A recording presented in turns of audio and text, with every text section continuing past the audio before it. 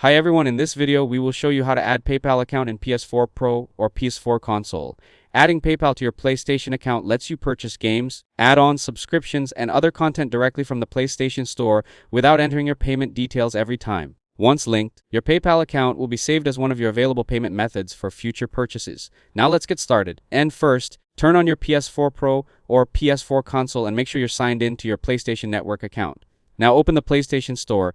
Then go to Payment Management or Payment Methods from your account settings. After that, select Add Payment Method. Now choose Add a PayPal account. Then follow the on-screen instructions to sign into your PayPal account. After that, review the permissions and confirm that you want to link your PayPal account to your PlayStation account. Now wait for the confirmation message showing that your PayPal account has been added successfully. If you're adding PayPal from a web browser, sign into Account Management.